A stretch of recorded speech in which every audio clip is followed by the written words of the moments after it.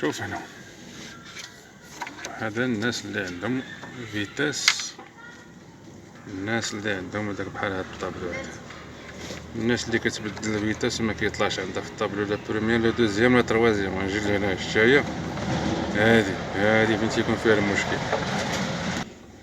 شتيها هاهي، هادي هي السبب، هادي هي السبب ديال باش ما كيتمركاش عندك البروميير والدوزيام والتروازيام في الطابلو. باش كتبدل الفيتاس غتجي لهنا غتحيدها. غنجي لهنا شوف، انا نوريك دابا. غنجي لهنايا شتيها، شتيها غنجيو لهنا هذا وهاد نحلوه هاهو.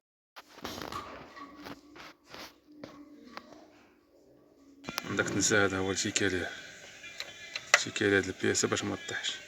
شيكون هنايا كنجبدوها شتا هاهي، هادي عاودها شتيها. غنجي لهنايا كتبع كومبلي، غنجي لهنا غادي نحيدها من الفيشه ديالها شتا هاهي راه كتبع كومبلي شتيها. وهي هادي هي ديال المشكل الا ما كيطلعش عندك الفيتاس في الطابلو بروميير والدوزيام والتروازيام والبامور. تحيدها من الفيشه ديالها، تشري واحده اخرى تعاود تجي لهنا وتركبها بلاصتها. هاهي شتا هادي دابا راه تيكون غير خيط مقطع هنايا كيدير كمشكل ولا كتصلح ولا كتصلح. يقدر يكون عندك شي خيط مقطع هنايا هو اللي تيخلي الفيتاس ما يطلعش في الطابلو.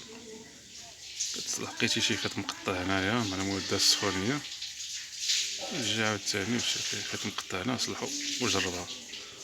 لقيتيها ميته بقى فيها ما يتصلح، شري واحده اخرى،